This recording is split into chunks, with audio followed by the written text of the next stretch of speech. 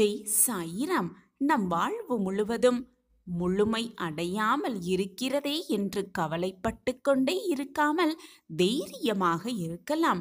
ஏனென்றால் தேய்ந்த நிலவுதான் பௌர்ணமியாக மிக பிரகாசமாக ஒளிகிறது.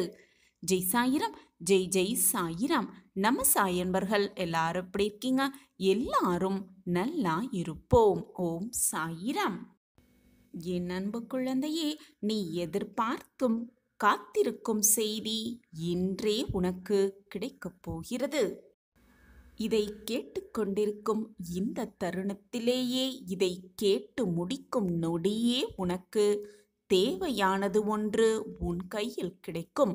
உன் அப்பாவின் சத்திய வாக்கை கேட்டுப்பார். இன்றாவது நம்பிக்கையோடு கேட்பார். உன் வாழ்வில் மாற்றத்தக்க அதிசயங்களை இன்றே கண்குளிர காண்பாய். கேட்பாய்தானே என் பிள்ளையே?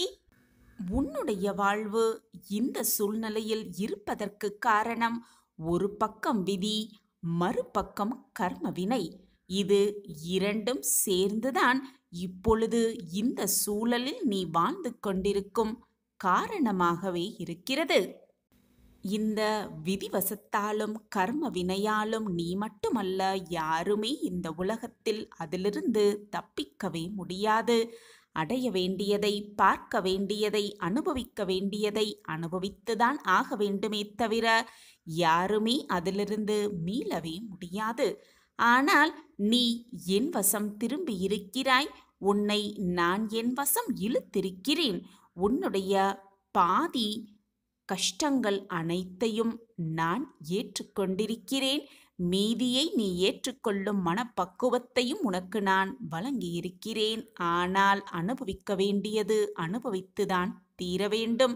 நீ எதிர்பார்த்து கொண்டிருந்த அந்த ஒரு விஷயம் உன் வாழ்வில் நடப்பதற்கான அத்தனை நேரமும் உனக்காகவே கூடியிருக்கிறது பிள்ளையே. நம்பிக்கையோடு இருக்கும் என் பிள்ளையை நான் எப்பொழுதும் கைவிட்டு விடவே மாட்டேன். அதனால்தான் அனைத்து விதமான சிக்கல்களிலிருந்து உன்னை நான் விடுவித்து கொண்டே வருகிறேன். உனக்கே அது புரிகிறது. நீ அனுபவித்து கொண்டிருக்கும் அந்த பிரச்சனைகள் ஒவ்வொன்றாக உன்னை விட்டு விலகுவதை உன்னால் உணர்ந்து கொள்ள முடிகிறது தானே?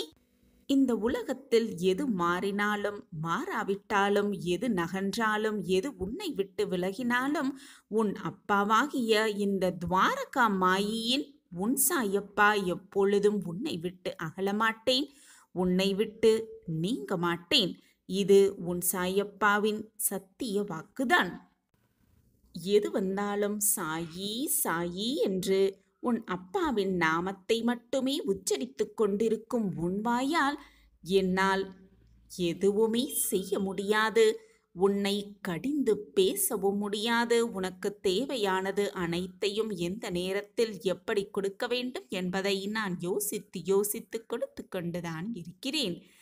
எப்பொழுது சாயி என்று என்னிடம் வந்து நீ சரணடைந்தாயோ, என்னிடம் வந்து அனைத்தையும் சொல்லிவிட்டாயோ, அந்த நொடியிலிருந்து உனக்கு தேவையானதை அனைத்தையும், உன் வாழ்விற்கு தேவையான அனைத்தையும் நான் வாரி வாரி வழங்கி கொண்டுதான் இருப்பேன் பிள்ளையே. மனதை போட்டு தேவையில்லாமல் குழப்பிக் கொள்ளாதே. இதுதான் நம் வாழ்வில் நடக்கும், இப்படித்தான் நம் வாழ்வு இருக்கும் என்று நீ நினைத்து கொண்டிருப்பதை ஒரே நொடியில் மாற்றியமைக்கும் வல்லமை உன் அப்பாவிடம் இருக்கும் பொழுது தேவையில்லாத பயமோ குழப்பமோ உனக்கு வேண்டவே வேண்டாம். நான் உனக்கு அதிசயத்தையும் அற்புதத்தையும் நிகழ்த்துவேன். உனக்கான புதிய வழியை உருவாக்கியே தீருவேன் என்று நான் சத்திய வாக்கு உனக்கு கொடுக்கிறேன். என் வாக்கு என்றுமே தவறியதே இல்லை. உனக்கு ஒரு நல்ல செய்தியை, மிகப்பெரிய கோரிக்கையை நிறைவேற்றுவதற்கான அத்தனை வேலைகளையும் நான் செய்து கொண்டிருக்கிறேன். நீ போராடும் விஷயத்தை ஒரு அதிசயத்தில் முடிப்பதற்காக நான் அத்தனை வழிகளையும் தேடி தேடி ஆராய்ந்து கொண்டிருக்கிறேன். உன் வருங்காலத்தை நல்ல முறையில் நான் உருவாக்கி தருகிறேன் குழந்தையே. ஆம் பிள்ளையே, மிகப்பெரிய மாற்றம் ஏற்பட போகிறது. உன் வாழ்வில் மிகப்பெரிய மாற்றம் ஏற்படத்தான் போகிறது. உன் விதி மாறும் தருவாயில்தான் நீ இப்பொழுது இருந்து கொண்டிருக்கிறாய்.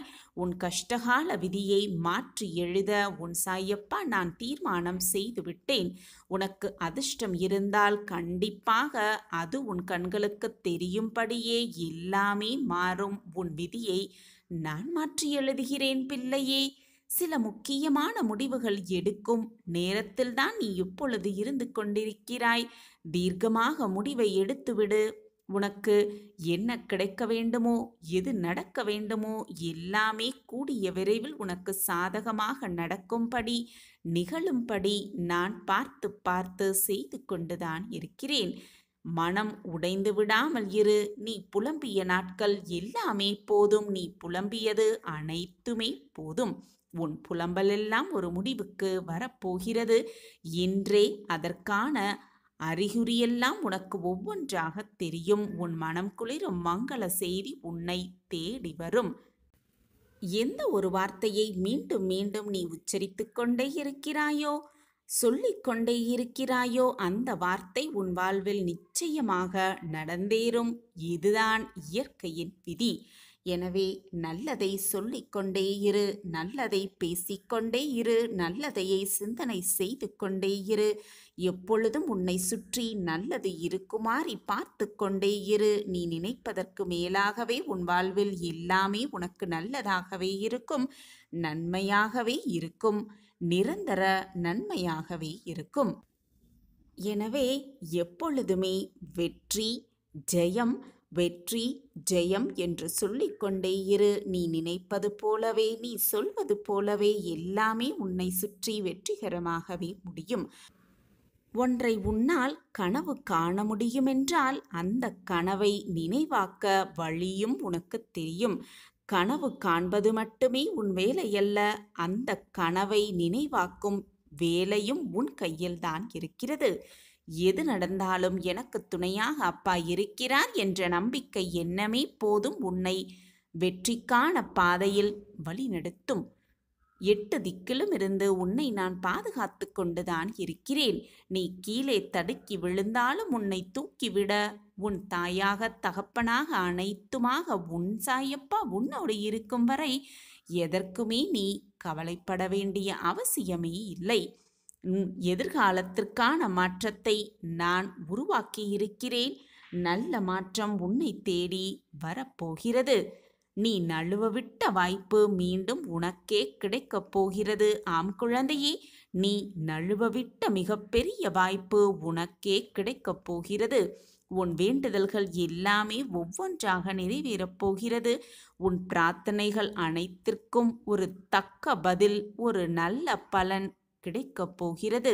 உன் கஷ்டத்திற்கான கடைசி நேரம் இதுதான் என்பதை தீர்க்கமாக நம்பு. உன் நீண்ட நாளைய போராட்டத்திற்கான நிறைவு காலம் வந்துவிட்டது. ஆம், நிறைவு காலம் வந்தே விட்டது. எல்லாம் சரியாகிவிடும். உன் கர்ம வினைகள் உன்னை விட்டு நெடுதூரம் செல்லும் நேரம் உன்னை நெருங்கி இருக்கிறது. ஆம், மாற்றத்திற்கான ஆரம்ப நாள் இன்றேதான். நீ வீணாக மனதை போட்டு குழப்பிக் கொள்ளாதே. உன் காத்திருப்புக்கான பலனை இரட்டிப்பாக கிடைக்கப்பெற்று வாழ்வில் சுபிக்ஷமாக வாழப்போகிறாய். ஆம் குழந்தையே, இது உன் அப்பாவின் சத்திய வாக்குதான். என் அன்பு பிள்ளையே, உன் சொந்த பந்தம் வேண்டுமானாலும் உன்னை வெறுக்கலாம். உன்னை நெருங்கிய சொந்தம் உன்மேல் வெறுப்பும் கூட காட்டலாம். இவ்வளவு பெரிய துன்பக் கடலில் தத்தளித்து கொண்டிருக்கிறாய். கவலையே படாதே. உன்னை துன்பக் கடலிலிருந்து உன்னை கரை சேர்த்து நான் மகிழ்ச்சியாக வாழ வைப்பேன். ஆனந்த செய்தியை அள்ளி அள்ளி கொடுப்பேன். உன் சாயி தேவா. மனதிற்கு ஆறுதல் சொல்ல சுற்றி இருப்பவர்கள் யாருமே இல்லையே, எவருமே இல்லையே என்று வருத்தப்படாதே. உனக்கு கண்ணுக்கு தெரிந்தாலும் தெரியாவிட்டாலும் கூட, உன்னால் உணர்ந்து கொள்ள முடிந்தாலும் முடியாவிட்டாலும் கூட, நான் உன் அருகிலேயே இருந்து கொண்டிருக்கிறேன் என்பதுதான் நிதர்சனமான உண்மை. எது வந்தாலும் எது நடந்தாலும் நான் உன்னை விட்டு விலகவே மாட்டேன். உன் மனவேதனையாக இருக்கும் சமயத்தில் மனப்போராட்டமாக இருக்கும் சமயத்தில் அமைதியாக உட்கார்ந்து என் கண்களை நன்றாக ஆழப்பார்.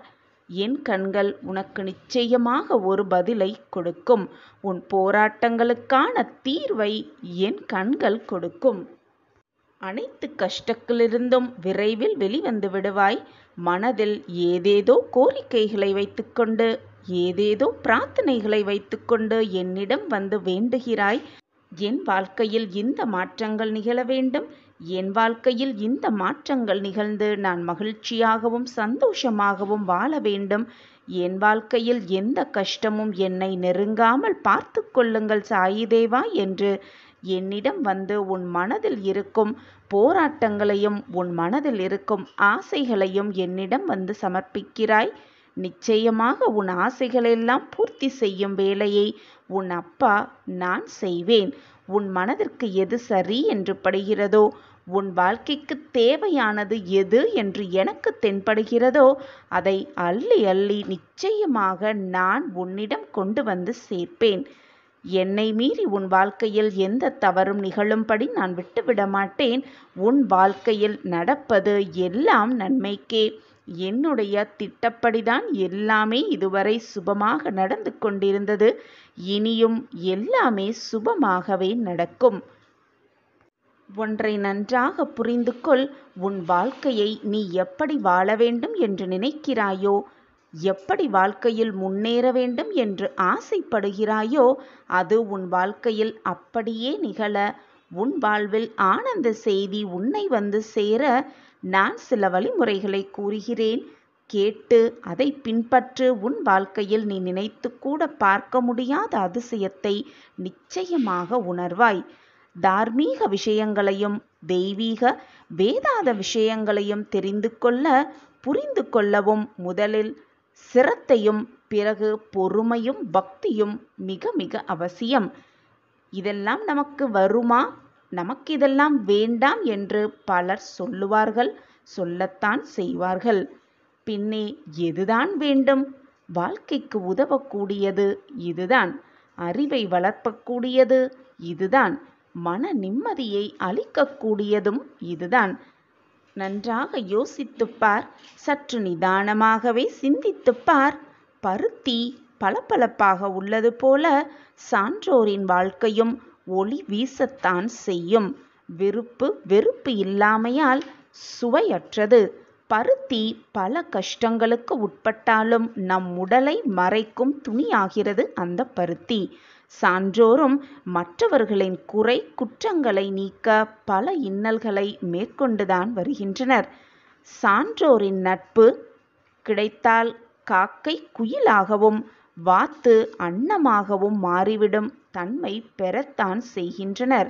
அதுபோல குறைகள் உள்ளவர்களும் சான்றோரின் நட்பால் உயர்வு பெறலாம், நிச்சயமாக உயர்வு பெறலாம்.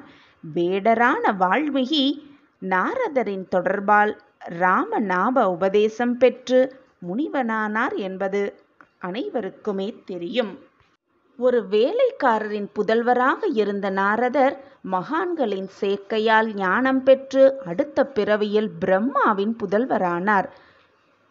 சத் சங்கத்தின் மூலமே இவர்களுக்கு உயர்வு ஏற்பட்டது என்பதுதான் உண்மையிலும் உண்மை. ஒன்றை நன்றாக புரிந்து கொள். சான்றோர் நட்பின்றி விவேகம் வராது, விவேகம் இல்லாமல் பக்தி வராது, பக்தி இல்லாமல் ஆண்டவனின் முழு அருள் கிடைக்காது. அருள் இல்லையென்றால் சித்திகள் ஏற்படாது, வெற்றிகளும் கிடைக்காது. சாதுக்கள் சலனமற்ற மனமுடையவர்கள். அவர்களுக்கு நண்பன் பகைவன் என்று யாருமே கிடையாது, இருக்கவும் முடியாது. மலரானது எப்படி வலது இடது என்று வேற்றுமை இல்லாமல் இரு கைகளுக்கும் மனமளிக்கிறதோ அப்படி சான்றோர் எல்லோரிடமும் அன்பு காட்டுவார்கள், காட்டத்தான் செய்வார்கள். சான்றோர் தூய உள்ளம் கொண்டவர்கள், உலக நன்மையை நாடுபவர்கள். உலக நன்மைக்கு எதிராக அவர்கள் எதையும் விரும்ப மாட்டார்கள். உலகம் நலமாக இருக்க வேண்டும் என்பதே அவர்கள் விரும்புவார்கள். நாமெல்லாம் எப்படி வேணாலும் இருந்துவிட்டு போகலாம்.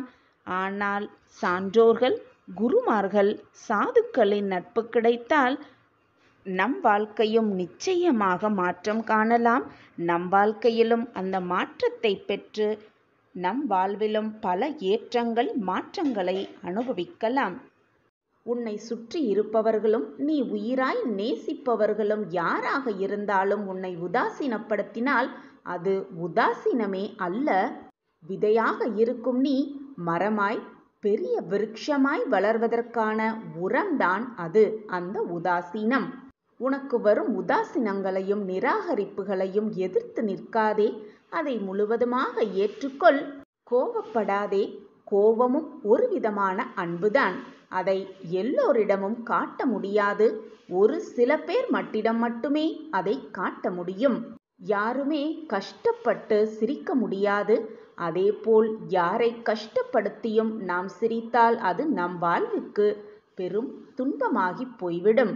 மன வருத்தமாக இருக்கும் பொழுது கூட, சோகமாக இருக்கும் பொழுது கூட, மன வேதனையில் தவித்து கொண்டிருக்கும் போது கூட சிரித்து கொண்டே இரு என் குழந்தையே. உன்னுடைய சிரிப்புக்காக ஒரு கூட்டமே உன்னை நேசிக்க கூடும். யார் உன்னை வெறுத்து ஒதுக்கினாலும் நீ மட்டும் உன்னை நேசித்து கொண்டே இரு, எப்பொழுதும் எல்லா சூழ்நிலையிலும். ஏனென்றால் இந்த உலகில் மிக உன்னதமான ஒன்று அன்பு மட்டுமே. உன்னையே நீ நேசித்தால் உன்னை சுற்றி இருப்பவர்கள் நிச்சயமாக உன்னை நேசிப்பார்கள். உன்மேல் உண்மையான அன்பை பொழிவார்கள். என் அன்பு பிரியமே, வலிகள் இல்லாத வாழ்க்கையும் இல்லை, வழிகள் இல்லாத வாழ்வும் இல்லை. உன்னுடைய வழியையெல்லாம் கடந்துவிட்டு உனக்கான வழியை தேடு. தேவையில்லாத இடத்தில் வீணாக உன் வார்த்தைகளை பிரயோகிக்கப்படுத்தாதே. தேவைப்படும் இடத்தில் மட்டுமே பேசி பழகு. அப்பொழுதுதான் உன் வார்த்தைக்கு மதிப்பிருக்கும். எது வந்தாலும் எது நடந்தாலும் வாழ்க்கையை சமநிலையோடு நீ தேட நினைத்தால், வாழ நினைத்தால் எதையுமே இழக்கவும் வேண்டிய அவசியமில்லை. வீணாக மனவேதனைப்பட வேண்டிய அவசியமே இருக்காது. இதுதான் குழந்தையே வாழ்க்கையின் மிக பெரிய ரகசியம். உன் வாழ்க்கையில் சொத்தை அதிகமாக சேர்த்து வைக்காவிட்டாலும் பரவாயில்லை. மற்றவர்களின் மனம் நோகும்பாறு அதிகமாக சொத்து சேர்க்காமல் இருப்பதே மிக நல்லது.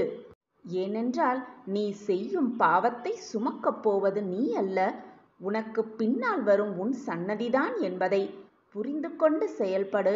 வீணாக நீ செய்த பாவத்திற்கு அவர்களை ஆளாக்கிவிடாதே. கஷ்டத்தை அவர்களை தாங்க வைக்காதே.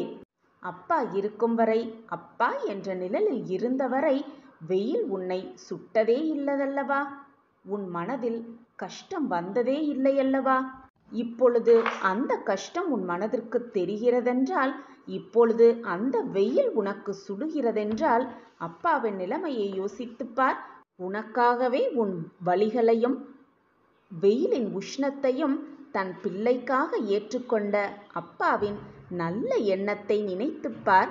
இதுவரை உனக்கு எந்த கஷ்டத்தையும் வேதனையும் கொடுக்காத சாயப்பா இப்பொழுது ஏன் அதை உணர வைக்கிறார் என்பதை தீர்க்கமாக சிந்தனை செய்.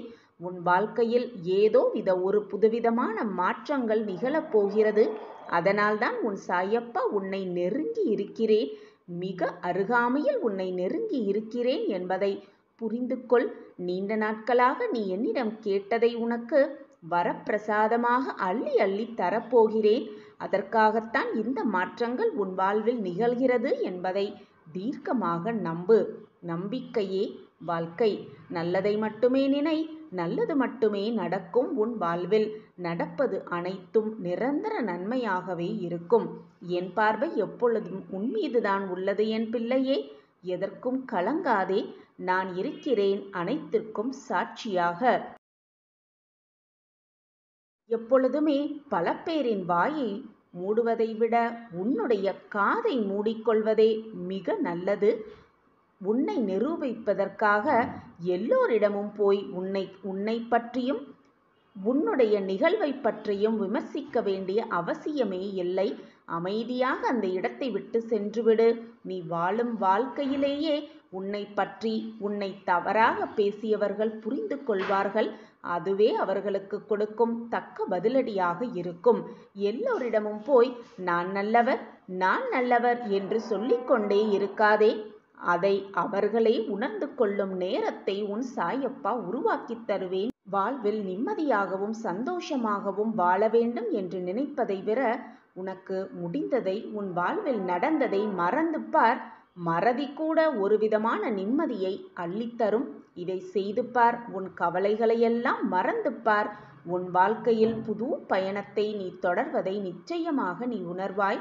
மிக பிரகாசமான வாழ்க்கை உன் முன் காத்து கொண்டிருப்பதை உன் கண்களுக்கு நன்றாகவே புலப்படும்.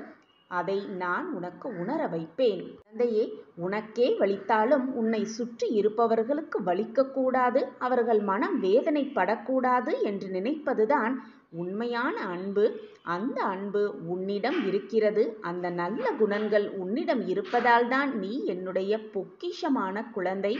நான் தேடி பிடித்த பொக்கிஷம் நீ. உனக்கு எல்லா நலன்களும் வளங்களும் கொடுக்கவே உன் சாயப்பா ஆசைப்பட்டு கொண்டிருக்கிறேன். அதற்கான வேலைகள் தான் நான் செய்து கொண்டிருக்கிறேன். எப்பொழுதும் உன் வாழ்வில் மகிழ்ச்சியையும் சந்தோஷத்தையும் அள்ளி அள்ளி கொடுக்கவே நான் ஆசைப்பட்டு கொண்டிருக்கிறேன். உன் முகத்தில் ஆனந்த கண்ணீரை பார்ப்பதற்காகவே நான் முயற்சியும் செய்து கொண்டிருக்கிறேன்.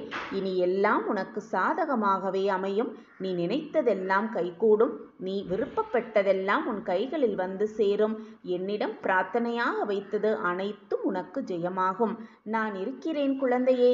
என் வார்த்தைகளின் மீது நம்பிக்கை வைப்பாயா?